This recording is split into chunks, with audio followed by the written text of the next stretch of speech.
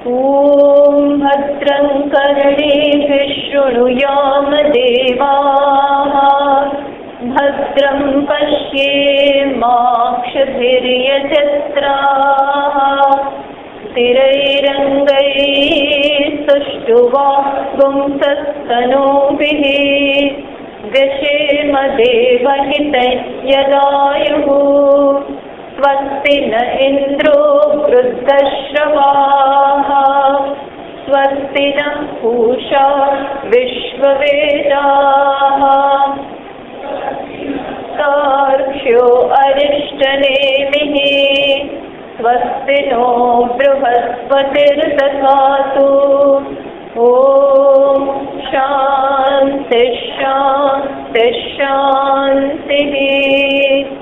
ॐ श्रुतिस्मृतिपुराणानाम् आलयं करुणालयं नमामि भगवत्पादं शङ्करं लोकशङ्करं शङ्करं शङ्कराचार्यं बादरायणं सूत्रभाष्यकृतौ वन्दे भगवन्तौ पुनः पुनः। ईश्वरो गुरुरात्मेति मूर्तिभेदविभागिने व्याप्तदेहाय दक्षिणामूर्तये नमः। प्रज्ञानां शुभ्रतालै स्थिरचरनिकरव्याप्य लोकान् भुक्त्वा भोगान् सतिष्ठान् पुनरपि धिषणोन् भासितान् कामजन्यान् पीत्वा सर्वान् विशेषान् स्वपिति मधुरं मायया भोजयन्नः मायासङ्ख्यातुरीयं परममृतमजं ब्रह्म यत्तन्नतोऽस्मि। यो विश्वात्मा विदिजविषयान् भोगान् सविष्टान् पश्चाच्चान्यान् स्वमतिविभवान् ज्योतिषास्त्रेण सूक्ष्मान् सर्वानेतान् पुनरपि शनैः स्वात्मनि स्थापयित्वा हित्वा सर्वान् विशेषान् गुणगणः पार्श्वतौ नः तुरीयः।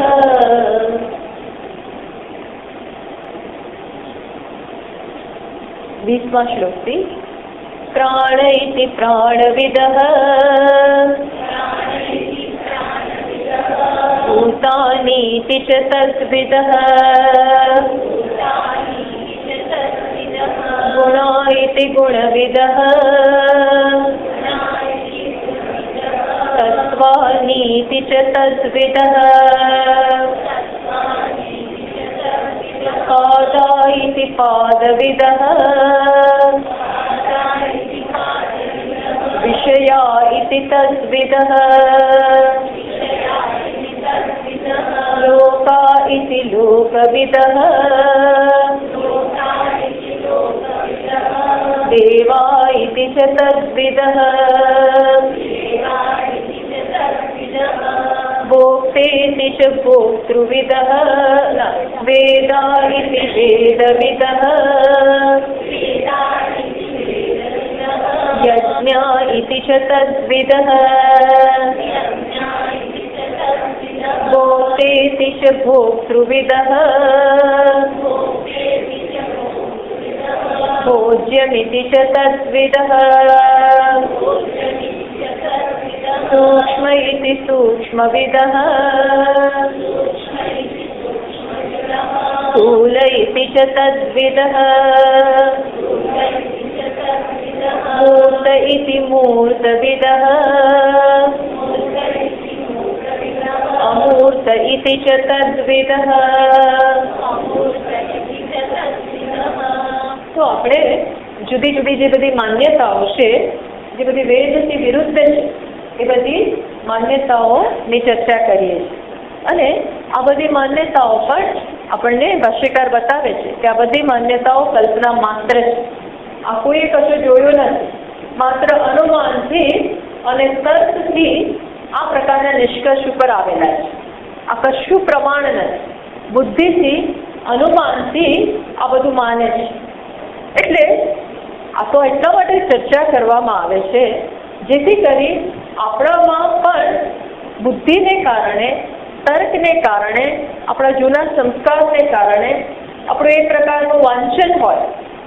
એવું બને કે નસીબ જોગે આપણી પાસે આવા કોઈકની જ પુસ્તક હાથમાં આવી ગયું અને એ આપણે વાંચતા હોય અને બીજો કોઈ પહેલા અનુભવ ના હોય, બીજું કશું ક્યારે સાંભળ્યું ના હોય, અથવા સાંભળ્યું હોય તો પણ મન તો એવું છે કે જલ્દી કોઈકના પ્રભાવમાં આવી જાય. બહુ લખાણ સારું હોય, એમાં એવી રીતે રજૂઆત કરી હોય તો આપણે માનીએ કે ના સાચું જ છે. એટલે આ બધાથી બચવા માટે આ ચર્ચા થઈ ગઈ છે કે આપણને આની સાથે બહુ જાજુ નિસ્બત નથી, પરંતુ આ બધાને કારણે એક વખત આવા બધામાં ફસાયા પછી એનાથી બહાર નીકળવું બહુ મુશ્કેલ છે. અને આપણું જીવન પછી આવી માન્યતાઓથી એનું નિયંત્રણ થાય તો પછી મુશ્કેલી છે. એટલા માટે આ ચર્ચા કરવામાં આવે છે. અને હવે જે બધી અમુક ચર્ચાઓ આવે છે, તમે જોજો આપણે આવું માનતા હોઈએ છીએ, આપણું જીવન આ બધી વસ્તુઓ, આ બધી અહીંયા જે લખ્યું છે ને એના ઉપર જ ચાલતું હોય છે. એટલે આ બધું સાવ ખોટું છે એવું નહીં, પણ એનાથી ચડિયાતું તત્વ છે જેની સમજ હોવી જ જોઈએ. અને સુનર ઓર લેટર, વહેલા કે મોડા આપણે એ જે પરમ તત્વ છે, પારમાર્થિક સત્ય છે, એનાથી જ આપણું જીવન ચાલવું જોઈએ. એના ઉપર જ, એ દ્રષ્ટિથી જ આપણા જીવનની બધી વસ્તુઓ નક્કી થવી જોઈએ, એ દ્રષ્ટિ આવવી જોઈએ. પછી આ બધું ગૌણ બની જાય અને આ બધું આપણે પગાવી શકીએ એ સ્થિતિ જીવનમાં આવી જોઈએ. એટલા માટે આની ચર્ચા છે. એટલે જોવું કે આમાં આ બધામાં કેવા દોષ રહેલા છે, વિચારના કેવા દોષ છે.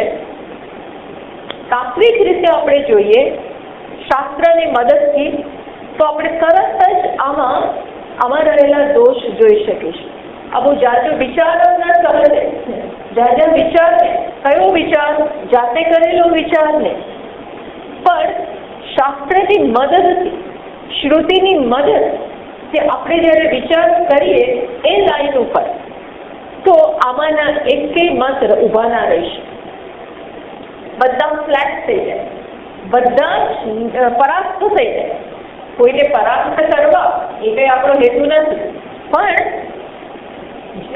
ભૌતિક સ્તરે અથવા તો જે સત્યની વાત છે એમાં કોઈને અંદર પ્રવેશ નહીં. ભાઈ બહારથી બધાને આપણે નમસ્કાર કરીએ. મહાન વ્યક્તિઓ હોય, અમારા ઘણા બધાના પ્રણેતાઓ, આ બધા જે બધા મત છે ને એ બધાના પ્રણેતાઓ મહાન માણસો છે, કોઈ સામાન્ય નથી. વૈષ્ણવાચાર્ય હોય, યોગાચાર્ય હોય, બધા જજ્જતના બધા મહાત્માઓ છે અને બહુ મોટી વ્યક્તિઓ. હવે એ વ્યક્તિઓને આપણે વ્યક્તિનો તિરસ્કાર, વ્યક્તિને આપણે નમન કરીએ, પગે લાગીએ, માન આપીએ, એમણે જે જીવનમાં ખંત કરેલો હોય, પુરુષાર્થ કરેલો હોય, એને આપણે મસ્તક નમાવીએ. પણ જ્યાં સુધી સત્યની વાત છે ત્યાં કોઈ નહીં પ્રવેશ નહીં, ત્યાં પછી બાંધછોડ નહીં, પછી ત્યાં લાગણી વેડા ના થાય. ત્યાં પછી એ મહાન છે એટલે એના વિચાર પ્રમાણે આપણે જઈએ તો કે નહીં. ફિલોસોફી કે દર્શનની વાત હોય, દર્શન એટલે સત્ય, એ દર્શનની વાત આવે ત્યારે આપણે માત્ર ને માત્ર આ બહુ સ્પષ્ટતા હોવી જોઈએ. કઈ પ્રકારે પછી કોઈના પ્રભાવમાં નહીં આવવાનું. દર્શન હોય ત્યારે માત્ર શ્રુતિ શું કહે છે, આપણા એક સંસ્કાર, સંપ્રદાય શું બતાવે છે. શ્રુતિ એટલે ઉપનિષદ, જે પ્રમાણ છે સત્ય માટે પ્રમાણ, આત્મા માટે પ્રમાણ, બ્રહ્મ માટે પ્રમાણ. બ્રહ્મને પ્રમાણની જરૂર નથી. જો બ્રહ્મ તો એની જાતે જ છે, એ કોઈ શ્રુતિને કારણે બ્રહ્મ નથી બની, એ તો એની જાતે સ્વતઃ સિદ્ધ છે. પણ એ શું છે અને એનાથી વિરુદ્ધ હું શું મારા વિશે માનું છું, એમાં આપણે બ્રહ્મને પુરવાર કરવા માટે નહીં, બ્રહ્મને પુરવાર કરવા માટે નહીં, આત્માને પુરવાર કરવા માટે નહીં, કે આત્માને જન્માવવા માટે આપણે શાસ્ત્રોની જરૂર નથી. પણ આત્મા શું છે, સત્ય શું છે, બ્રહ્મ શું છે એ સમજવા માટે તો પ્રમાણની જરૂર. અને આ બધા પ્રમાણથી આડા પાડે છે, બધા ક્યાંક ક્યાંક ખરી પડે. એટલે આપણે એની ચર્ચા ચાલુ છે. છેલ્લે આપણે જોયું કે સૂક્ષ્મ ઇતિ સૂક્ષ્મ વિદાન. ઘણા લોકો માને છે, આવું માને છે બસ કે આત્મા સૂક્ષ્મ છે, તત્વ સૂક્ષ્મ છે. પછી આપણે ઘણી ચર્ચા કરી. જૈન લોકો એવું માને છે કે આત્મા સૂક્ષ્મ છે, પછી કીડીના શરીરમાં કીડી જેવડો થઈ જાય. અને ફરીથી સમજાવવું પડે, પ્રશ્ન તરત થાય. એમની બુદ્ધિ જ પ્રશ્ન કરે કે આત્મા સૂક્ષ્મ હોય તો અહીંયા નાનો, કોઈની હાઈટ ઓછી હોય તો એમાં નાનો, બીજામાં મોટો, તો કે હા શરીર પ્રમાણે એનો વધઘટ થઈ જાય. આવું ના હોય. આત્મામાં વધે, વૃદ્ધિ અને ક્ષય. એટલે જો આવો વિચાર કરીએ શાસ્ત્રની મદદથી, કારણ કે આપણે જાણીએ નિરવયવ, શાશ્વત, નિત્ય, અવિકારી, આ બધા મેઝરિંગ રોડ, આ બધા આપણા માટે સત્યને સત્ય છે કે એ તપાસવા માટેના આપણા પાસે આ બધા શું કહેવાય માપદંડો છે. એના આધારે પેલાને તપાસીએ તો એ પાસ ના થાય. એટલે આ માપદંડો આપણે ઉભા ના કરીશું. એ માપદંડો તો શ્રુતિ જ આપે કે આત્મા એટલે આ. ટૂંકમાં આવું માનનારા છે. કોઈ કહે છે સ્થૂળ છે, કોઈ કહે છે મૂર્ત છે, કોઈ કહે છે વળી અમૂર્ત. પાછું આપણે કહ્યું અમૂર્તમાં માને, નિરાકાર છે આત્મા એવું માને, પછી દયાળુ છે. ન્યાય તો દયાળુતા એ તો આકાર થઈ ગયો, વિશેષતા થઈ ગઈ. દયાળુને આપણે ના નથી પાડતા, પણ દયાળુ એ સગુણનો વિશેષ છે. સગુણ ઈશ્વરમાં એ હોય, નિર્ગુણમાં તો કશું જ નથી. નિર્ગુણમાં તો કોઈ વ્યક્તિ જ નથી, નિર્ગુણમાં જીવ નથી, જીવ જગત અભેદ નથી. કોના ઉપર દયા કરવી, કોના ઉપર કૃપા કરવાની? કૃપા કરવા માટે એક નીચે જોઈએ, દુઃખી જોઈએ, જરૂરિયાતમંદ જોઈએ તો કૃપા કરે. સ્વામી ત્યારે જ હોય જ્યારે સેવક હોય. આ બંને પરસ્પર સંબંધિત છે. પણ એક જમાં સંબંધ જ નથી, દુઃખ નથી, સુખ નથી, કશું છે જ નહીં. અર્થાત આનંદ જ છે. પ્રજ્ઞાન ઘન, ચિત્ત ઘન, આનંદ ઘન, આવું છે. એટલે પણ માણસને આલંબનની જરૂર છે. એટલે આમ પેલા નિરાકારની વાત કરે અને પછી કે છે દયાળુ છે. દયાળુ ભગવાન હોય એવી જરૂરિયાત આપણી છે. એટલે એમાં એનો આપણે દોષ નથી કાઢતા, પણ ત્યાં અટકી ના જાઓ. એક આલંબન ઈશ્વર દયાળુ હોય એ સ્વીકારો, પણ એ આકાર થઈ ગયો, એ સાકાર બની ગયા. નિર્ગુણ આનાથી ચડિયા છે. આ સમજ હોવી જોઈએ. એટલે આ ત્યાં અટકી ગયા. પછી હવે આગળ બીજામાં જઈએ. 24માં શ્લોક. કાલ ઇતિ કાલવિદઃ દિશ ઇતિ ચ તદ્વિદઃ વાદ ઇતિ વાદવિદઃ ભુવનાનીતિ તદ્વિદઃ. આને સોરી, ભુવનાનીતિ તદ્વિદઃ. શું કે છે? કાલ ઇતિ કાલવિદઃ. કોઈક શું માને છે? જ્યોતિષ લોકો. હવે આ તો બધા જ્યોતિષમાં માનનારા લોકો. શું કે છે? કાલ ઇતિ કાલવિદઃ. જ્યોતિષ આખું કાળ ઉપર રચાયું છે. એ લોકો શું માને છે? કાળ જ સત્ય. આ જગત આખું કાળ ઉપર જ ચાલે અને કાળ જ તત્વ છે એમ એને માનીને રહેલા છે. પછી એનાથી આગળ બીજા શું માને છે? દિશાઓ સત્ય છે. આ કાળ અને દિશા બંને સંબંધિત છે, પણ આવું માનનારા. પછી બીજા શું માને છે? વાદામયથી વાદ વિદહ. બસ વાદ કરો, અંદર ચર્ચા કરો અને ચર્ચામાંથી જે નિષ્કર્ષ નીકળે એ સત્ય છે. ચર્ચા કરો, તમને કંઈક ખબર હોય, મને કંઈક ખબર હોય, અને એમાંથી જે ચડિયાતો પક્ષ હોય એ સત્ય. આપણે જોઈશું ભગવાને કહ્યું ને, વાદ પ્રવદતામહમ. 10મા અધ્યાયમાં ભગવાને કહ્યું કે ચર્ચા કરનારાઓમાં પણ એ તો જુદા રીતે કહે છે કે જ્યાં જે જાણનાર છે એની પાસેથી કોઈ શીખી રહ્યું હોય, વિરોધના આશયથી નહીં, એનો વિરોધ જ કરવો, એની વાતને તોડી પાડવી એવા આશયથી નહીં, જેવું પાર્લામેન્ટમાં ચાલે એવું નહીં, પણ શીખવાના આશયથી ચર્ચા થતી હોય જાણકાર પાસેથી, એને કહેવાય વાત. એટલે આપણે શું કહીએ? ગુરુ અને શિષ્ય વચ્ચે શું હોય? સંવાદ, સમ્યક વાત. ત્યાં તોડી પાડવાની વાતો નથી, શીખવાનું છે, તો એને કહેવાય વાત. તો ભગવાને એ દ્રષ્ટિએ કહ્યું કે વાત પ્રવતતામાં જ્યાં આવી ચર્ચા ચાલતી હોય, ભગવાન એવું કહે છે, સ્વાધ્યાય થતો હોય ત્યાં હું વાત છું. આજે ડાયલોગ, આજે સંવાદ એ હું છું. ભગવાન કહે છે વાત પ્રવતતામહમ. આવા ચર્ચા કરનારાઓ વચ્ચે જે સંબંધ છે, જે વ્યવહાર છે, એ વાત હું છું એવા એમ કહે છે. પણ અહીં તો આ લોકો શું માને છે કે વાત બસ આવી ચર્ચા કરવી અને એમાંથી જે નિષ્કર્ષ નીકળે એને કહેવાય એ તત્વ. જાતે નક્કી નહીં કરવાનું, આવું માનનાર. પછી એમાં બીજા પણ બે ત્રણ દર્શનો છે, એ પણ જોઈ લઈશું એમાં. પછી બીજા છે ભુવનાની ભુવન સત્ય. આ આગળ લોક આવી ગયું, એનાથી જરા જુદું, જરાક જ. પેલા લોકો લોકને સત્ય માને છે, આ ભુવન બહુ જાજો તફાવત નથી, પણ આપણે એ જોઈ લઈએ. પણ આ શું છે? કાલ પરમાર્થ ઇતિ જ્યોતિર્વિદ. જ્યોતિષમાં માનનારા. જ્યોતિ એટલે આ બધા નક્ષત્રો ને તારા ને સૂર્ય ને ચંદ્ર, આ બધાની ગતિ પરથી, આ બધાની ગતિ ટૂંકમાં કાળથી બધું નિયંત્રિત થઈ રહ્યું છે. કાળ સત્ય છે.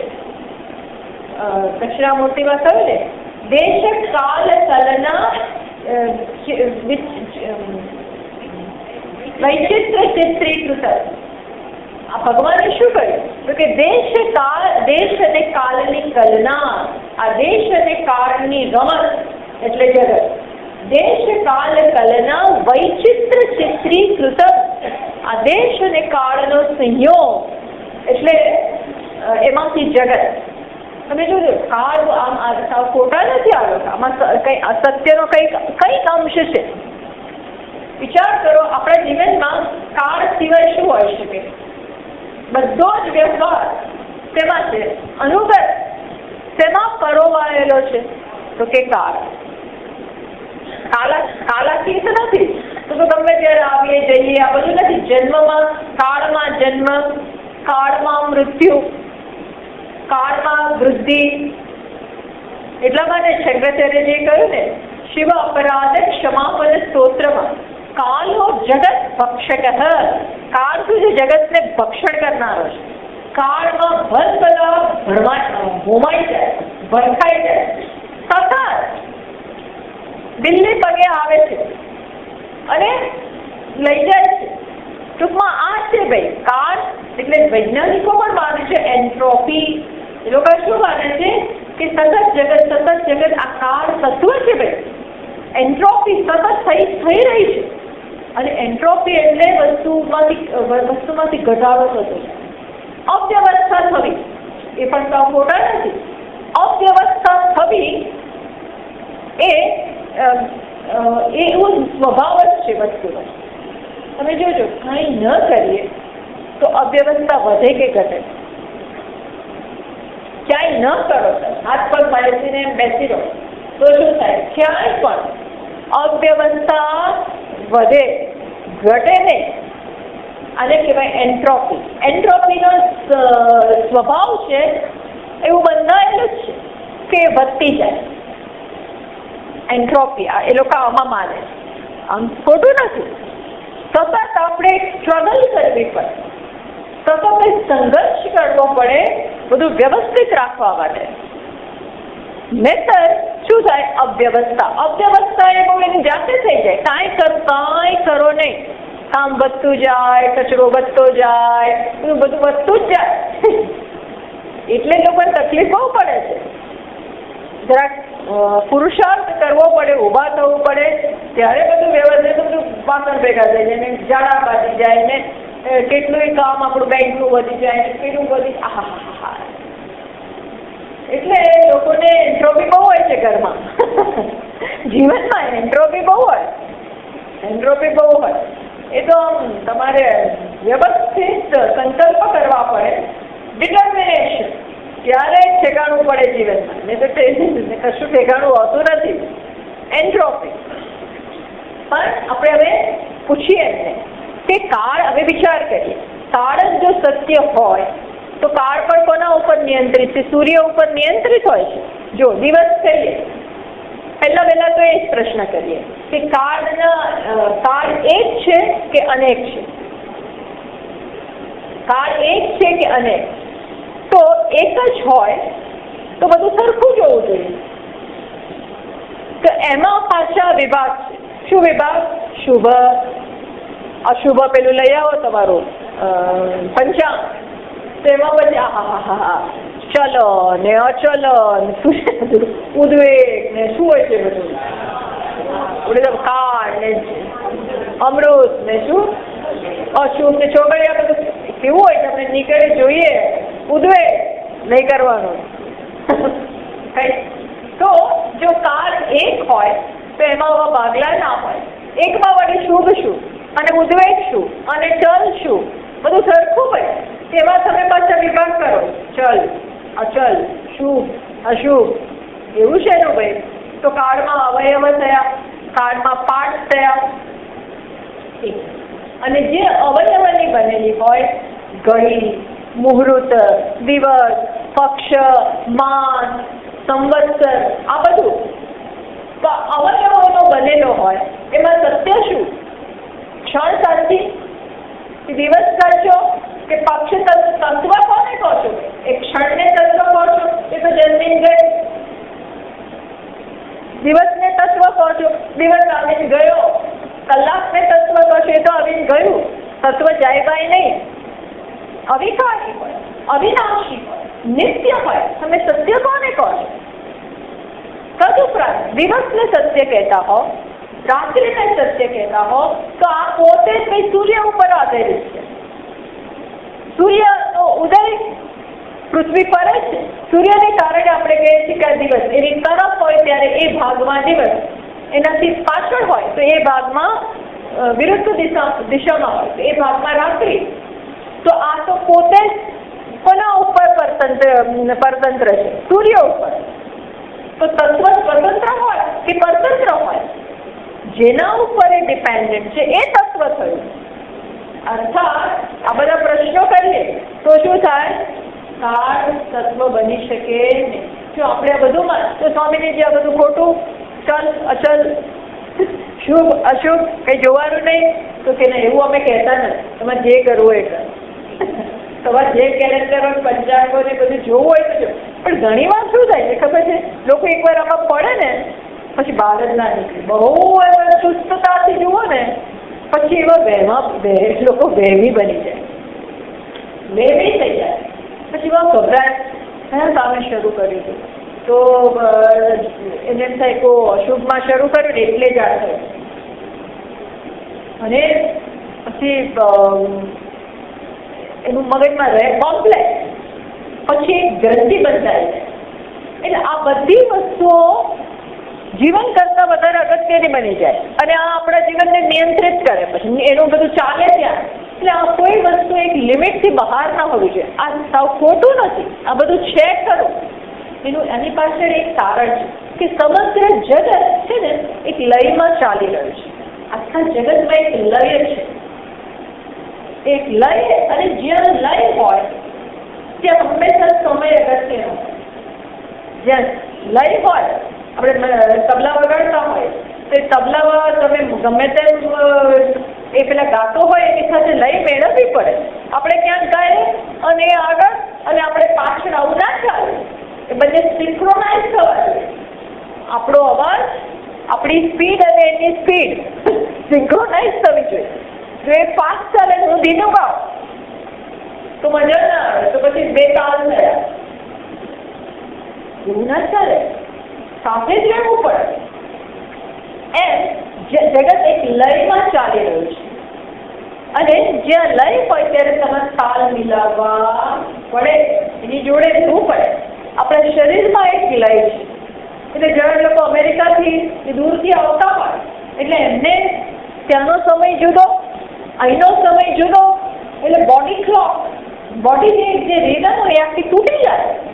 ત્યાં અમુક સમયે રાત હોય, અહીંયા આવે ત્યારે દિવસ હોય, પણ તે વખતે એટલે એ તો એના માટે અહીં રાત હોય. એટલે આપણે તો સવારના ચા પીતા હોય પણ એને ઊંઘ આવતી હોય. આવું બધું હોય. એટલે જેવા આનાથી તમે આગા પાછળ થાવ મુશ્કેલી તો પડે.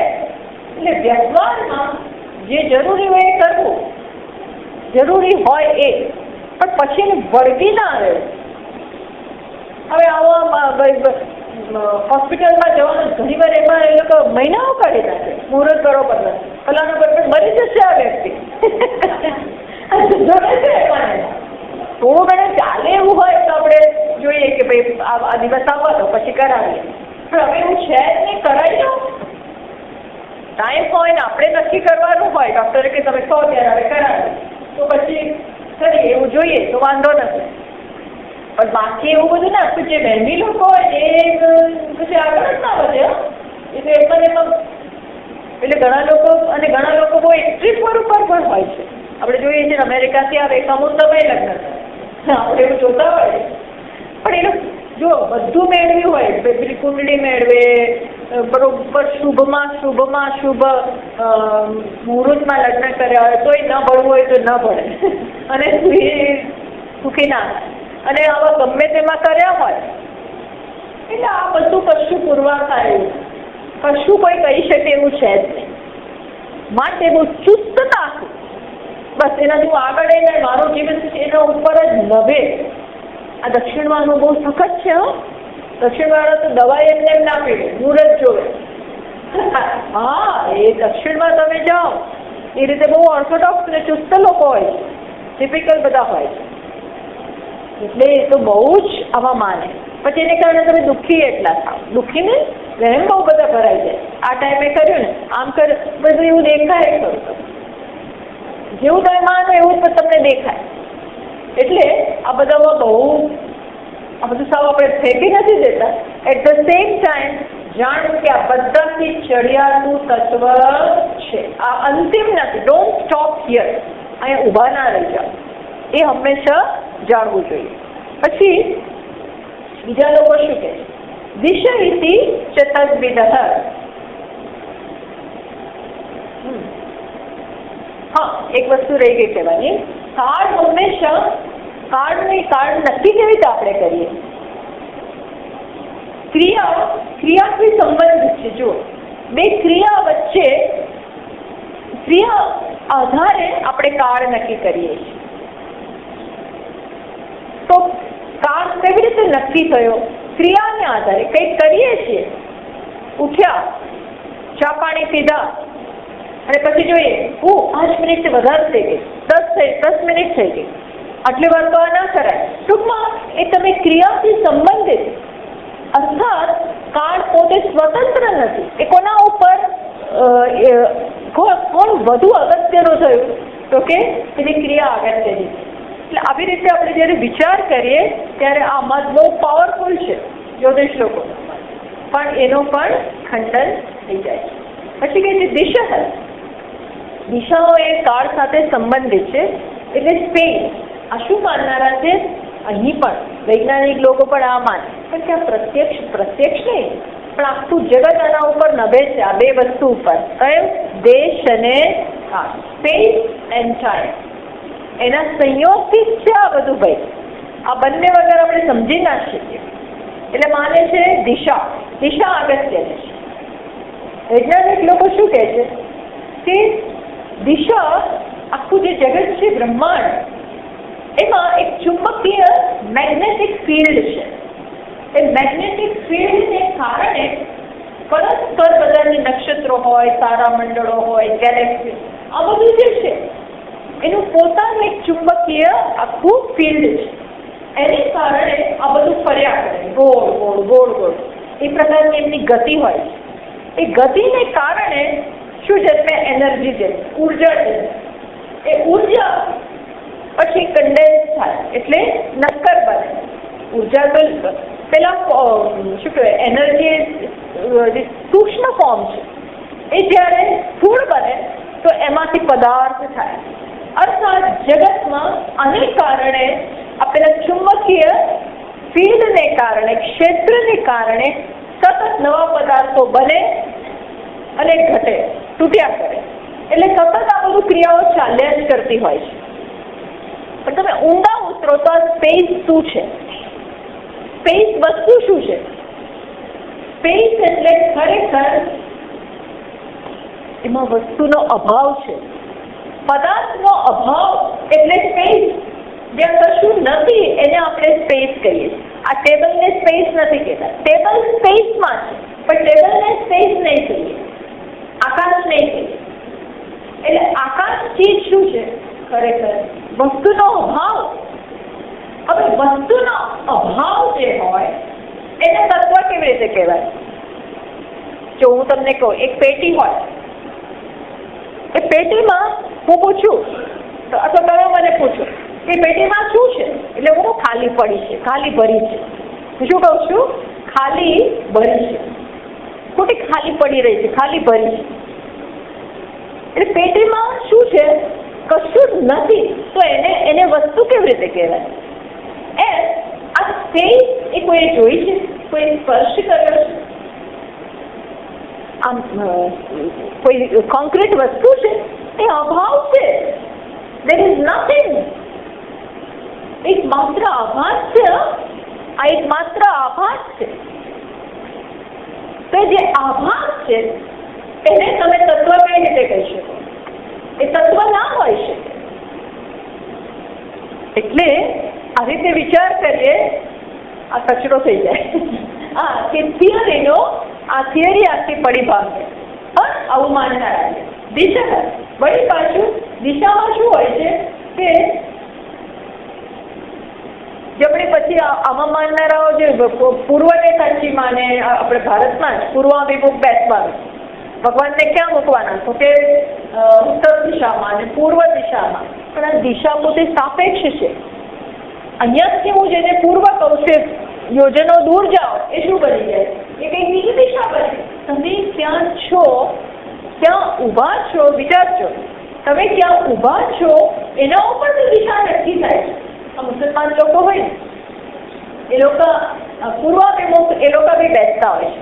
પણ એ આપણી જેમ નથી કે સૂર્ય છે માટે નહીં, પણ એમનું પેલું મક્કા શું કહે, મક્કા છે, હા, કાબા ને શું કે છે, હા, મદીના ને, એ પૂર્વમાં છે, મિડલ માટે. એ જે બાજુ હોય ને એ બાજુ પૂર્વ એવું નહીં, એ જે બાજુ હોય ત્યાં મુખ કરી અને નમાઝ પડે. એમનો એવો નિયમ છે. હવે એ ક્યાં છે? જો અહીંયા હોય, આપણા દેશમાં હોય તો મક્કા આ બાજુ આવે, પશ્ચિમ તરફ, મિડલ ઇસ્ટમાં, એટલે એમ રહે. હવે એ લોકો જો યુરોપમાં હોય તો એ બીજી દિશામાં થઈ જાય. અર્થાત કોને પૂર્વ કહો છો અને કોને પશ્ચિમ કહો છો? એ કોના ઉપર નભે છે? તમે આ પૃથ્વીની કઈ દિશામાં છો? આપણા માટે હિમાલય એટલે નોર્થ, પણ રશિયાવાળા માટે જોવાની વસ્તુ છે. અર્થાત આ સાપેક્ષ. આ શું છે? સાપેક્ષ. હવે જે પોતે સાપેક્ષ છે, જે બીજા વસ્તુ ઉપર નભી રહ્યું છે, how can it be true? એ સત્ય કેવી રીતે હોય છે? પણ આમાં પછી ભગવાન ત્યાં બેસાડે એટલે વાસ્તુશાસ્ત્ર તો આખું આના ઉપર જ આમ મૂક્યું એટલે આમ થયું, આ બારણું અહીંયા છે એટલે લોકો આખા ઘર તોડાવે. આખા એકાદી વ્યક્તિ આવી જો ઘરમાં આવી ગઈ અને પહેલા ઘર બંધાઈ ગયું, આ બાજુનું બારણું તો દક્ષિણાનું છે, આમ છે ને તેમ છે ને પેલું આ બાજુ ભાર વધારે એટલે ત્યાંથી ખસેડે અને ત્યાં હિંચકો ના એટલે આમ ખસેડે, આખા ઘર તોડાવતા હોય. જજ્જાતનું કે ત્યાંથી વેમ ઘૂસી ગયો, શું વનમાં ઘૂસી ગયો, પછી કંઈક પણ થાય ને એટલે શું લાગે બારણું, તેને કારણે બારણાને કારણે આ દિશાને કારણે રસોડાની દિશા ખોટી છે, આપણે ના જ પડતા બધું સાચું જ છે. હશે આખા તોડાવશો ઘર, બધું કેટલું કરશો એને અમે તો બધું કરીશું તોય નહીં થાય એની કોઈ ખાતરી નથી, તોય તમારા ધંધામાં ખોટ નહીં જાય એવી કોઈ ગેરંટી નથી. અને જાય તે ખરી ન જાય ડિપેન્ડ. એટલે કોણ મોટું છે, પ્રારબ્ધ મોટું છે કે આ દિશા મોટી છે એ કહેવું સહેલું નથી. બધું કરો ને વાસ્તુશાસ્ત્ર પ્રમાણે કોઈ જે થવાનું હશે થશે, જે થવાનું હશે થવાનું જ છે. પણ લોકો એવા વહેમેલા હોય છે, કયો પગ પહેલો ઉપાડ્યો હોય છે, કયો પછી આ નાળીમાં વાંચનારા હોય ને કયા ઉઠ્યા ત્યારે કઈ નાળીમાંથી શ્વાસ નીકળતો હતો એના ઉપરથી આખું એક ચાલે. એટલે એવા લોકો હોય છે જે ખાસ જ્યાં સુધી જવું હોય તો ત્યાં સુધી અહીંથી નીકળે નહીં, ત્યાં સુધી ઘરમાંથી બહાર ના નીકળે. ભલે ટ્રેન છૂટી જાય પણ ડાબી નસકોનામાંથી શ્વાસ ન નીકળે ત્યાં સુધી નહીં નીકળવાનું, વહેન થઈ જાય. લોકો એટલા અને આવું થાય એકાદા બે પ્રસંગ આવા થઈ ગયા અને કોઈ તમારા ગુરુ એવા મળી ગયા પછી ચાલે તમારું ગાડું. આ જડતા કહેવાય. પછી શું થાય આ વહેમ જડતા આપણે નહીં કહીએ. અને બધા લાંબા બધા શાસ્ત્રો છે તો કઈ દુકાનો આના પર બહુ ચાલે, બધું બહુ ધંધો આમાં ચાલતો હોય છે. વાસ્તુશાસ્ત્ર ફેંગ શુઈ ફલાણા શુઈ ને ઢીકડા બધું ચાલે છે. કોના ઉપર લોકોને આવા વિચારોને કારણે દિશા તદ્વિદ. પછી આગળ પણ શું કે વાદા ઇતિ વાદવિદ. હા એક વખતે આવું માત્ર સામાન્ય લોકો નહીં ભલભલા લોકો આવું માનતે. જો એક સંન્યાસી એ વારાણસીમાં રહેતા હતા, આવું બનેલું છે અને કેટલું બનતું હોય કોઈને કહેતું ના હોય. એ ચાતુર્માસ કરવા નીકળ્યા વારાણસીમાંથી અને એક બિલાડી આવી ક્રોસ કરી એટલે બધા આખું ગ્રુપ નીકળ્યું જૂના જમાનામાં. પછી કોઈને કહેવાય તો કેવું રીતે કહેવું, બધાની વચ્ચે સંકોચ થાય કે પાછું તો જવાય ને એવું કે હું તો જાઉં છું, કેમ ભાઈ ચાતુર્માસ નથી કરવાનો? એટલે સંકોચમાં બોલ્યા નહીં અને ગયા અને જ્યાં જવાનું છે ત્યાં પહોંચ્યા અને તરત જ એમને ભયંકર માથાનો દુખાવો શરૂ થયો અને ચાલ્યો. એટલે એક દિવસ કોઈને સીધા કારણે પાછા વારાણસી આવી ગયા, પાછલા રસ્તે રહ્યા 2 દિવસ અને પછી યોગ્ય મુહૂર્ત જોયું અને પછી પાછા ગયા. તેને કારણે આ તેનું માથું દુખ્યું બિલાડી. આ બિલાડીએ એમનો ચાતુર્માસ બગાડ્યો. પછી ચાતુર્માસનો નિયમ છે પાછું ના જવાય, યુ કેનોટ ગો બેક, પણ એ ઈચ્છા આવે. ટૂંકમાં આ વહેમ છે. આપણા દેશમાં તો કોનું મોડું સવારના પોરમાં જોયું હોય છે ને, આપણે બોલતા હોય તમારું મોડું જોયું ને એટલે મારો દિવસ બગડ્યો, બિલાડે ને આ ને તે. ત્યાં સુધી કે તું આવી છો ને ત્યારથી આ થયું છે એટલે એને ખડો, આવું બધું બી ચાલે છે. આ એક દેશમાં નહીં, બધે આવું છે. કછાત બધા બેન. એટલે આવું ઓબ્સેશન નહીં કરવા દેવા. એક વખત આમ ઘૂસી ગયું મગજમાં અને એક કોમ્પ્લેક્સ થઈ જાય પછી આપણને મનમાં વચ્ચે થયા જ કરે. આ બધી મનની શું કે સંકુચિતતા છે, નબળાઈ છે. એટલું જાણ આ બધી મનની નબળાઈ છે. બાકી એવા લોકો છે જેને કશું ના થાય, શું થવાનું, જવાનું છે, શું થઈ જવાનું, હિંમત કરે તો શું એને થવાનું છે, થવાનું જ છે. તમે કોઈ રોકી ના જાય, દિશા પીશા કોઈ એને રોકી નથી શકવાનું. ચલો પછી વાદામાં વાદ વિધાન, મેં વાદની વાત કરી એ પ્રમાણે વાદ બધા બેસી અને નક્કી કરો આ રીતે તો કોઈ નિર્ણયો બહુ થતા જ નથી હોતા. આ પાર્લામેન્ટમાં ઝઘડા વધારે, જલ્પ વધારે, વિતંડ વધારે. કોઈ પક્ષ ભેગો થયું સાંભળ્યું? ઉલટાના બે પક્ષ તો હાથે કરી સાચું લાગતું હોય ને અંદરથી તો પણ પેલાને ખોટો જ ઠેરવો. આપણે કશું સાચું નથી ફેરવવું, પણ પહેલાં તો ખોટો જ થયો. આ આપણો ઉદ્દેશ હોય છે પાર્લામેન્ટમાં, કે આ પક્ષને તો ખોટો જ થયો. કોઈ દિવસ શાસક પક્ષ જોડે વિરોધ પક્ષ ભેગા થયો હોય સાંભળ્યું? શક્ય જ નથી. અને તો એ લોકોનું કંઈ ચાલે નહીં. અર્થાત આ વાત એ પણ તત્વ હોઈ શકે નહીં. અને બધાની સહમતિ મેળવવી, મેજોરિટી માટે સત્યનો નિર્ણય મેજોરિટીથી ના થાય, બહુમતીથી સત્યનો નિર્ણય ના થાય. બધા કહે છે માટે સાચું છે, નહીં. બધા માનતા હોય તો એ અસત્ય હોય છે એવું માનનારા છે. જે આજે પણ વેદ કહે છે કે પૃથ્વી સપાટ એટલે સપાટ. અરે ભાઈ બધું પુરવાર થઈ ગયું. બધા જઈને જોઈ લીધું ઉપર જઈને કે આ બધું ગોળ છે, છતાં ન માનવાવાળા નથી જ માનતા. અને કેટલાયને મારી નાખ્યા આમાં. યુરોપિયન કન્ટ્રીઝમાં ને એમાં હવે કેટલાય મરી ગયા આમાં. આ બધી જડતા હોય છે. પછી આ વાદમાં આ લોકોએ આનંદગીરી મહારાજે બીજો એક પક્ષ પણ લઈ લીધો છે. શું કહીએ છીએ? ધાતુવાદ. આ એક વાદ છે. ધાતુવાદ એટલે શું? કે કોઈ બીજા એક ધાતુથી બીજા ધાતુમાં પરિવર્તન તમે લાવી શકો, માટે ધાતુ તત્વ.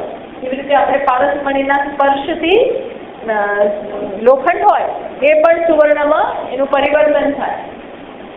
પણ વિચારીએ, ખંડન કરીએ, વિચારીએ, ખંડન હેતુ નથી પણ વિચારીએ તો શું કે જો વસ્તુમાં પરિવર્તન આવતું હોય એવી શક્યતા હોય તો જાણવું કે પહેલેથી જ એનું સ્વરૂપ નથી, તો જ પરિવર્તન આવી શકે. કારણ કે નિયમ શું છે એ અહીંયા આગળ કહેવામાં આવે, નહીં સ્વભાવો ભાવાનામ વ્યાવર્તે. વસ્તુનું જે સ્વરૂપ હોય એ ક્યારેય બદલાય નહીં. હવે ગમે તે કરો એ પાછું આવીને રહે. એટલે જો લોખંડમાં પરિવર્તન આવતું હોય પારસને કારણે તો લોકોને એનું સ્વરૂપ નહીં હોય. ટૂંકમાં આવું બી માનનારા છે. બીજા રસેશ્વરવાદીઓ છે. રસેશ્વરવાદીઓ શું માને છે? એ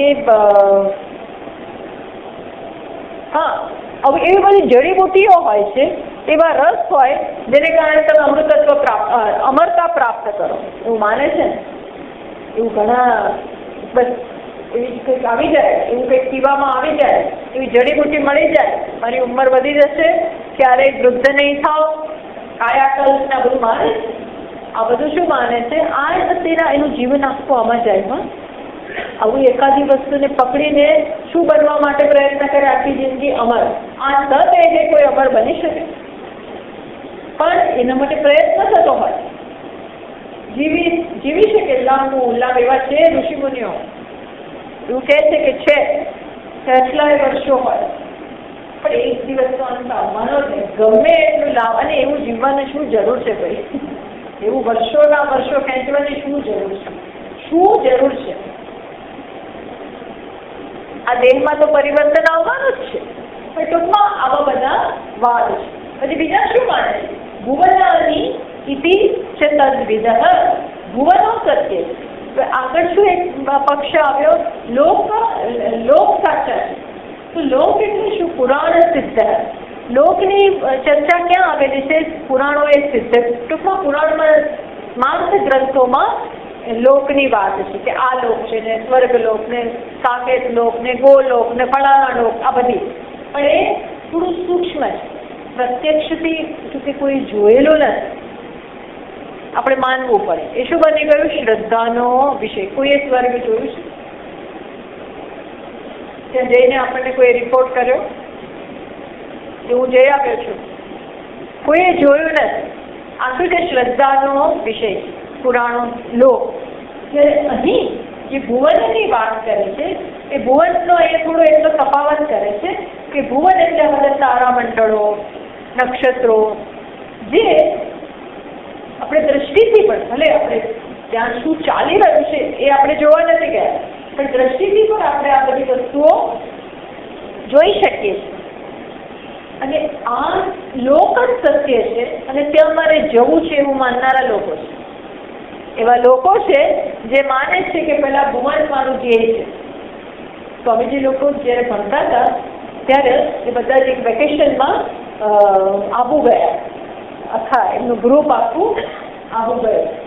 તો ત્યાં ત્યારે લોકો ભણતા હશે ત્યારે વેકેશનમાં ગયા બધા બ્રહ્મચારીઓ બધા. તો ત્યાં આબુમાં એક મહાત્માને મળ્યા. મહાત્મા ત્યાં આમ બહુ પ્રભાવિત છે એમનો દેખાવ. વર્ષોથી ત્યાં જ્યાં રહેતા આબુમાં તપશ્ચર્યા કરતા, એકદમ થતા.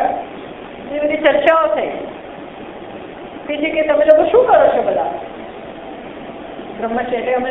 અમે બધા તૈત્તરીય ઉપનિષદ અભ્યાસ કરીએ. શું કરવા? તમે તૈત્તરીય ઉપનિષદનો બધા ભેગા મળી અને અભ્યાસ કરી રહ્યા છે એટલા માટે અહીંયા આવ્યા છે. કે આ શું તૈત્તરીય ઉપનિષદ ભણો છે, એનાથી શું મળવાનું છે તમે? એટલે આ બધા ચોંકી ગયા કે આ તો આટલી તપશ્ચર્યા કરે છે, આટલા વર્ષો ત્યાં રહે છે, પોતે શું કરે છે? કારણ કે એમણે તો ઉપનિષદને તરત ફગાવી દીધું.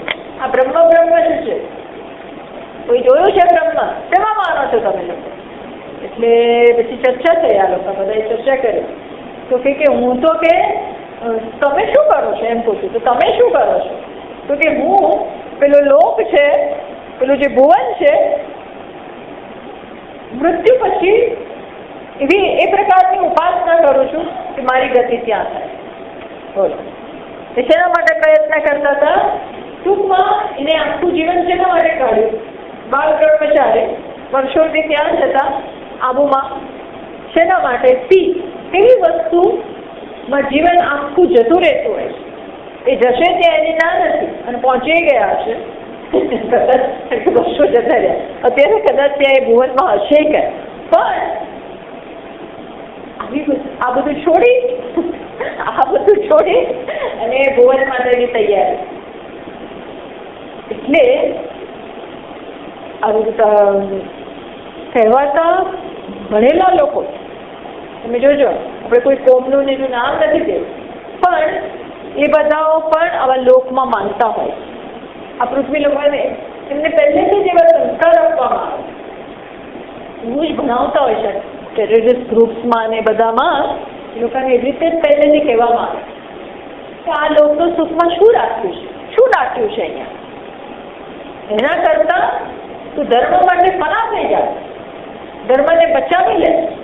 અને જે બધા આપણા ધર્મના વિરોધી નહીં, પણ જે આપણા ધર્મમાં માનતા નથી, એનો નાશ કરી નાખ, એના મંદિરો તોડી નાખ. આ બધું કર, સીધું તને શું પ્રાપ્ત થશે? પેલો લોક એને જે નામ આપતા, એમનું નામ જુદું હોય, ત્યાં બીજા પ્રકારના લોકો રહેતા હોય. અર્થાત આને માને અને આધારે એમનું જીવન છે. અને નાના લોકો, યુવાનો, જ્યાં સુસાઇડ બોમ્બર્સ હોય છે, બધા નાના જ હોય છે, કોઈ ગરડા નથી હોતા. Young people. અને કેવી માન્યતા ઉપર આખું જિંદગી એમની રગદોડી ફેંકી છે. કોઈ કરે આખી લાઈફને ફેંકી નાખે. કોને આધારે આવી? એટલે આ શું વિચારતા જ નથી.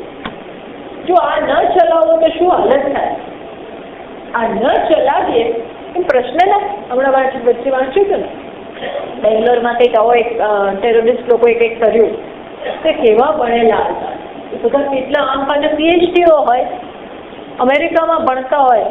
પણ આપણા મનમાં પ્રશ્ન થાય, કઈ પ્રકારનું ભણતર? એને કોઈ દિવસ કોઈ બ્રોડ આઉટલુક આવતો જ નહીં હોય. ત્યારે જ આવું માનો. તમે આવું માનો ક્યારે? બુદ્ધિ જુઓ, બુદ્ધિ આ કેટલું બહુ ડેન્જરસ વસ્તુ છે. બુદ્ધિ એટલી સંકુચિત થઈ જાય. તમને જેના ઉપર માન હોય એને બ્લાઇન્ડલી જ્યારે ફોલો કરો ત્યારે આવું થાય. આપણો ધર્મ ત્યારે એવું નથી કહેતો, આપણામાં શ્રદ્ધાની વાત છે, પણ બુદ્ધિને નેવે મૂકવાની વાત નથી. જ્યારે બીજે બધે તો શું છે? પ્રશ્ન નહીં કરવાનો. પ્રશ્નની છૂટ નથી. જેવી અહીં છૂટ છે. આપણે તો બધા ઉપનિષદ પ્રશ્નથી જ શરૂ થાય છે. પછી સંવાદ, પ્રશ્નની છૂટ છે. જ્યારે બીજે શું છે? કહીએ છીએ એમ કરો. માનો, ફેથ. એ લોકો શું કહે છે? ફેથ. ફેથ એટલે શું? માની લેવા. Trust in God. ટ્રસ્ટ સાચું, પણ ટ્રસ્ટમાં જેના ઉપર ટ્રસ્ટ મૂકે એમાં કંઈક બુદ્ધિપૂર્વકની તો વસ્તુ હોવી જોઈએ, તો ટ્રસ્ટ આવે ને. તો ટ્રસ્ટ આવે છે આપણે ગમે તે ટ્રસ્ટ આવે છે. એક તો ટ્રસ્ટ માટે ઠેકાણા હોવા જોઈએ. આવા જુદા જુદા વાદ હોય છે ને, લોકોની આખી જિંદગી આની પાસે ખલાસ, અને એક જિંદગી આવીને બીજી વખતે આવા જ સંસાર રહી ગયા. આવું એક વાર મગજમાં ભરે કે જવાનું થોડું એ સંસાર લઈને પાછા બીજે જન્મ. એટલે ઠેકાણું પડવું બહુ મુશ્કેલ છે. બુદ્ધિનો સાચો ટ્રેક આવતા આવતા તો વર્ષો નહીં જન્મો જતા. પણ આવું માનનારાઓ એટલે આ એટલો બધો જીવન હંમેશા એટલું સાવધાનીથી અને બુદ્ધિ તો સાથે રાખવી જ પડે. વિચારતા રહેવા. બીજામાં તો શું છે? એટલે કે છે મન ઇતિ મનોવિદ બુદ્ધિરિતિ ચ તદ્વિદ ચિત્તમિતિ ચિત્તવિદ ધર્મા ધર્મો ચ તદ્વિદ. બીજા શું માને છે? મન ઇતિ મનોવિદ. મનને આત્મા માનનાર છે. બોલો, મન જ આત્મા છે. મન સુધી પહોંચી શકાય છે. મનનો અનુભવ છે, સાક્ષી ભાગ્ય છે. મનમાં શું ચાલે છે મને ખબર છે. એટલે મન જ આત્મા છે. અને મનના જ બીજા વસ્તુઓ મનમાં જ્યારે નિર્ણય થઈ જાય તો એ વસ્તુને આપણે શું કહીએ છીએ? બુદ્ધિ. તો બીજા એવું માને છે કે બુદ્ધિ જ અંતિમ તત્વ. આપણું બુદ્ધિ જે વિચારે છે બસ બુદ્ધિથી, કોઈ ગુરુની જરૂર નથી. કોઈ તું જ તારો ગુરુ, ઓગણીસ ગીતો છે, તું જ તારો ગુરુ. અને ગજબનું બધું હોય. બુદ્ધિને તત્વ, બુદ્ધિ દરેકની સ્વતંત્ર બુદ્ધિ એ તત્વ. તમે જે હમણાં જ તમે કહ્યું બુદ્ધિથી વિચારવાનું, હમણાં જ તમે વાત કરી, પણ એ બુદ્ધિ તત્વ એવું છે જ્યાં બુદ્ધિની પહોંચ નથી. બુદ્ધિ એને જોઈ નથી શકતી. શાસ્ત્રો કહે છે, જો આપણે બુદ્ધિને માનીએ છીએ, બુદ્ધિ વાપરવાની વાત પણ કરીએ છીએ, પણ આપણે કઈ રીતે કરીએ છીએ? શ્રુતિ જે સત્ય બતાવે છે, શ્રુતિમત તર્કોનુસંધિયતા. બુદ્ધિ વાપરો, પણ શ્રુતિ જે તર્ક આપે છે, જે સત્ય આપે છે, જે લાઈન આપે છે, લાઈન ઓફ થિંકિંગ, વિચારની જે લાઈન આપે, એ લાઈન ઉપર તમે વિચારો. માત્ર વિચાર જાતે મૌલિક રીતે એવું નથી કહેતા. શ્રુતિને આધારે એ લાઈન ઉપર વિચાર. બાકી પરમ તત્વ એક જ છે, એ તમે તમારી બુદ્ધિથી ક્યારેય નહીં આવી શકો. એ નિર્ણય ઉપર, કારણ કે પ્રત્યક્ષ શું કહે છે? અનેક છે. પ્રત્યક્ષ તો આપણને અનેક બતાવે છે, વિષમ બતાવે છે. તો છતાંય માનવું કે તત્વ એક જ છે એ ક્યારે બની શકે? આપણી બુદ્ધિ તો જ્યારે શ્રુતિને સાચું માને તો જ આપણે સ્વીકારી શકીએ. શ્રુતિ કહે છે એક છે, તો કઈ રીતે? ચલો સમજો, એક કઈ રીતે અનેક બની ગયું? તો પછી એ બતાવે છે જેમ એક માટીમાંથી અનેક ઘડાઓ બને, જેમ સ્વપ્નમાં એકમાંથી અનેક બની જાય છે, એ પ્રમાણે કંઈક એવી રીતે જેમ સાગરમાં પાણી એક જ છે, તત્વ એક જ છે, પણ અનેક મોજાઓ છે. કંઈક એ રીતે આ જગતમાં તત્વ એક છે છતાં અનેક દેખાય છે. તો આ રહસ્ય ખુલે. અને બાકી ના હું કોઈ શ્રુતિને સ્વીકારું નહીં તો બુદ્ધિ ધમ પછાડા કરશે તો પણ આ સત્ય ઉપર આવી ના શકે. તો શું વાંધો છે? અનેકમાં કોઈ આનંદ છે? આનંદમાંથી જ નહીં. આ અનેકની પાછળ એક હોય, આ એકનો ખેલ હોય તો જ આ આનંદ છે. તો બધું અલગ અલગ હોય તો દ્વૈતમાં દુઃખ છે, દ્વૈતમાં ક્યાંય અંતિમ સત્ય હોય જ ના શકે. દ્વિતીય દ્વૈત ભય તો નથી, દ્વિતીય બીજું હોય તો ભય રહેવાનો. જેનાથી દ્વિતીય બે હોય એટલે કંઈક ને કંઈક તો તકલીફો થવાની છે. બે એટલે તકલીફ. અર્થાત અંતિમ તત્વ બે હોઈ શકે નહીં. પણ બુદ્ધિ પ્રમાણે જોઈએ તો બુદ્ધિ તો આ જ નિર્ણય કરશે, પણ આવું પણ માનનારા છે. બુદ્ધિ ઇતિ છે અક્ષણિક વિજ્ઞાનીઓ, આપણે એની ચર્ચા કરીએ પછી. પછી બીજા શું માને? ચિત્તમિતિ ચિત્તવિદ.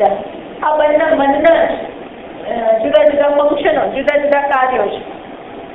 નિર્ણય કરે ત્યારે બુદ્ધિ, સંકલ્પ વિકલ્પ ચાલતા હોય ત્યારે મન, ચિંતન કરતું હોય ત્યારે ચિત્ત. બસ ચિંતન કરના એ જ સત્ય છે. બીજા શું માને? ધર્મ સત્ય છે. હવે બધા અમુક આ બહુ સૂક્ષ્મ પોઈન્ટ આવે છે. ધર્મ સત્ય છે. બીજા શું કે ધર્મ અધર્મો, અર્થાત ધર્મ અધર્મો એટલે ધર્મ સત્ય અને અધર્મથી દૂર રહેવાનું એ સત્ય છે. એમ અધર્મ સત્ય છે જ ને, અધર્મ તત્વ છે એમ નથી કહેવા માંગતા, પણ ધર્મનું પાલન થવું જોઈએ અને અધર્મથી હંમેશા દૂર રહેવું જોઈએ. અને માટે વિધિ અને માટે નિષેધ, ડૂઝ એન્ડ ડોન્ટ જીવનમાં નિયમો છે. આવું માનનારા છે. તો સ્વામીજી તમે પણ ધર્મની વાત કરો છો. હા, પણ આનાથી આપણે એક સ્ટેપ પછી આગળ પણ જઈએ છીએ. આ પગથિયે ચડીને આ રાખીએ, પણ છેલ્લે શું કહીએ છીએ? આ મિથ્યા છે. છેલ્લે હંમેશા આપણે એને મિથ્યા કહી અને આગળ વધીએ છીએ. ત્યાં અટકી નથી, ધર્મમાં અટકી નથી પડવા. અને ધર્મ પણ અહીંયા આપણે આવતા વખતે ચર્ચા કરી, અંતિમ તત્વ નથી. આપણે જોયેલું ને, સત્યાનૃતે ત્યક્ત્વા જેના ત્યજતી ના અધર્મથી ધર્મનો ત્યાગ કરો, સત્યથી અનૃતનો ત્યાગ કરો, અને પછી જેના વડે તમે આ બધો ત્યાગ કર્યો એનો પણ ત્યાગ કરો. અહંકાર, અહંકારમાં ધર્મ છે, અહંકારમાં અધર્મ છે, અહંકારમાં સત્ય છે, અહંકારમાં અસત્ય છે. એ અહંકારનો ત્યાગ કરે. પછી શું રહ્યું? પેલું પરામર્શ. ટૂંકમાં આપણે એ તત્વની વાત કરીએ, પણ મન પરમ આગળ લોકાએ કરીએ. ચારવાકના અનેક પાટાઓ છે, ચારવાક લોકોના. એમાંનો એક પાટો શું માને છે કે મન, આ વૈજ્ઞાનિક લોકો મનને આત્મા માને છે, સાયન્ટિસ્ટ લોકો, કારણ કે આપણે આત્માને તો જોતા જ નથી. આપણા મનમાં વૃત્તિઓ ક્યાં ઉઠે છે? મનમાં સારું ખરાબ વિચારોનો અનુભવ કરીએ છીએ, મનમાં વિચારીએ છીએ, એટલે શું છે? મન જ આત્મા છે. પણ મન તો સુષુપ્તિમાં હોતું નથી. આપણે બેભાન થઈ જઈએ ત્યારે મન નથી હોતું. કોમામાં જતા રહે ત્યારે મન તો આવું કેવું તત્વ કે જતું રહે. અર્થાત મન અંતિમ તત્વ હોઈ શકે. મન આપણે જે જોયું એ પ્રમાણે તો જળ વસ્તુ છે, જ્ઞાનનો વિષય છે. શું નિયમ છે આપણો? યદ દૃશ્યમ તદ જડમ. યદ દૃશ્યમ એટલે શું? જે પણ દેખાય. હવે મને કહો કે મન દેખાય છે કે નહીં? મનની વૃત્તિઓ, મન એટલે શું? વૃત્તિઓનો સમૂહ, વૃત્તિઓનો સમૂહ. હવે આપણા મનમાં ઉઠતી પ્રત્યેક વૃત્તિ આપણને દેખાય છે કે નહીં? આપણને ખબર છે કઈ વૃત્તિ ઉઠી, તો એ દૃશ્ય બની ગયું આપણા માટે. ભલે આની જેમ નહીં, પણ આંતરિક રીતે દૃશ્ય છે. મનમાં ચાલો સ્વામીજી હવે સમય થઈ ગયો છે, એવી વૃત્તિ આવે છે, દેખાય છે કે નહીં? સાક્ષી ભાવ છે, સુખની વૃત્તિ દેખાય છે, દુઃખની વૃત્તિ અનુભવાય છે. દેખાય એટલે અનુભવાય છે. જ્ઞાનનો વિષય બન્યો, તમે દ્રષ્ટા થયા અને મનની વૃત્તિ દ્રશ્ય બની. ચોખ્ખા બે વિભાગ થયા, હું દ્રષ્ટા અને મન દૃશ્ય. હવે તમે કહો છો કે દૃશ્ય સત્ય, તો તમે શું રહ્યા? દ્રશ્યને તત્વ કહો છો. મનમાં માનનારા શું કહે છે? આ મનમાં જે દેખાય છે એ જ સત્ય છે. તો એ તો દૃશ્ય છે ભાઈ. દ્રષ્ટાની વાત નથી કરનાર. એ કેવી રીતે બની શકે? જેને તમે તત્વ કહો છો એને તો તમે જોનારા બની ગયા. હંમેશા જોનારો વધારે સત્ય છે. જોવાઈ રહ્યું છે એના કરતા માટે એ સત્ય હોઈ શકે નહીં. પણ ત્યાં અટકી ગયા. એ જ પ્રકારે બુદ્ધિમાં શું ચાલે મને ખબર છે, પણ તું એનો જોનારો છે. એટલે આત્મા માત્ર દ્રષ્ટા છે, ત્યાં કોઈ વૃત્તિ નથી. જુઓ, સાક્ષીને કોઈએ જોયું છે? હમણાં આપણે દૃશ્યમાં ચર્ચા કરીને રૂપમ દૃશ્ય, રૂપ દ્રશ્ય છે. લોચનમ દૃક, લોચન ચક્ષુ દ્રષ્ટા છે. આ ચક્ષુ પણ દૃશ્ય છે. તદ દૃશ્ય દૃક તો માનસ, મન એનું દૃક. લોચન ને જોનારા મન છે. મન પણ દૃશ્ય છે. સાક્ષી દૃગેવ નતું દૃશ્ય છે. સાક્ષીને કોને જોયું? મનને જોનારો સાક્ષી. હું, મને ખબર છે મનમાં શું ચાલે, તો સારું તને જોઉં. એને આગળ કોઈ જોનારો નથી. જે જોનારો હોય એ જ સાચો હોય. જો એ જોનારો પણ જોવાતો હોય તો એ શું બની ગયું? દૃશ્ય બની જાય. એટલે આ લાઈન અહીંયા સાક્ષીમાં આવીને સ્ટોપ થઈ જાય. તો સાક્ષીનોય જોનારો, એનોય જોનારો, એનોય જોનારો, આ તો ઇન્ફિનિટ નિરવધિ ચાલ્યા જ કરે એવું નથી. એટલે આ બધા સૂક્ષ્મ પોઈન્ટ છે જે એ ન જાણવાને કારણે કહે છે બસ મન જ આત્મા છે. ક્ષણિક વિજ્ઞાનીઓ શું કહે છે? બુદ્ધિ જ આત્મા છે. અરે બુદ્ધિ આપણી ઘણી વાર બેર મારી જાય, મને ડિપ્રેસ થઈ જાય, મને આવેગમાં આવી જાય, છકી જાય. તો તત્વ આવું છકી જાય, બેર મારી જાય, ન ચાલે. થોડી બદામ ખાઈએ એટલે પછી બુદ્ધિ આમ તેજેલી બની જાય. પછી કે છે ને સાથે બુદ્ધિ બુદ્ધિ આવે. આવું પરમ તત્વ આવું કે જાય આવે આવું હોય. એટલે આવું કરીએ ને આવું વિચાર એની સામે પેલું ટકી શકતું ચિત્તની વાત ને ધર્મ અધર્મની વાત આવતા. ઓમ પૂર્ણમદ પૂર્ણમિદં પૂર્ણાત પૂર્ણમુદચ્યતે પૂર્ણસ્ય પૂર્ણમાદાય પૂર્ણમેવાવશિષ્યતે. શાંતિ શાંતિ શાંતિ. શંકરં શંકરાચાર્યં કેશવં બાદરાયણં સૂત્રભાષ્યકૃતૌ વંદે ભગવन्तौ પુનઃ પુનઃ. ઈશ્વરો ગુરુરાત્મેતિ મૂર્તિભેદવિભાગિને વ્યોમવદ્વ્યાપ્તદેહાય મૂર્તये નમઃ. ઓમ શાંતિ શાંતિ. હરિ ઓમ.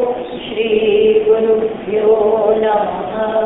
હરિ ઓમ.